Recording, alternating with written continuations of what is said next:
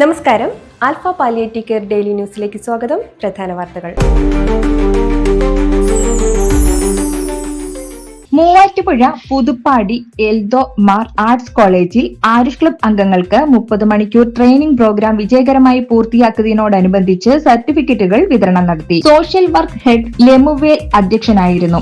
Alpha Muvattupuzha link centre president Ashraf Manikyam സർട്ടിഫിക്കറ്റുകൾ കൈമാറിക്കൊണ്ട് ഉദ്ഘാടനം നടത്തി.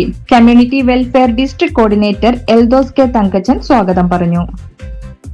ആൽഫ കൊല്ലം സെന്ററിന്റെ പ്രവർത്തന അവലോകന യോഗം ജൂൺ 17 ബുധനാഴ്ച ഉച്ചയ്ക്ക് 2 മണിക്ക് നടക്കും.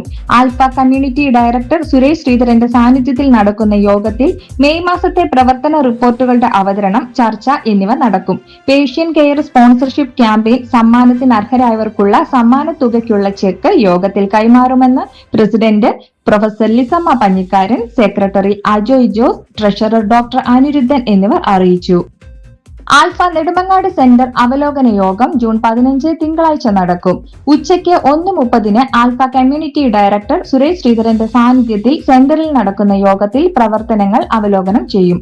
സെന്ററിന്റെ കമ്മിറ്റിയുടെ പുനഃസംഘാടനവും യോഗത്തിൽ നടക്കുമെന്ന് സെക്രട്ടറി ജയചന്ദ്രൻ അറിയിച്ചു. അന്തിക്കാട് സെന്ററിന്റെ മെയ് മാസത്തെ പ്രവർത്തനാവലോകന യോഗം ജൂൺ 13 ശനിയാഴ്ച സെന്ററിൽ നടക്കും. പ്രസിഡന്റ് KG ശശിധരൻ മാസ്റ്ററുടെ അധ്യക്ഷതയിൽ ഉച്ചകഴിഞ്ഞ് 4 മണിക്ക് ചേരുന്ന യോഗത്തിൽ വിവിധ റിപ്പോർട്ടുകളുടെ അവതരണം, ചർച്ച എന്നിവ നടക്കും. പേഷ്യൻ കെയർ സ്പോൺസർഷിപ്പ് ക്യാമ്പയിനിൽ വിജയികളായവർക്കുള്ള സമ്മാനദാനം യോഗത്തിൽ നടത്തും.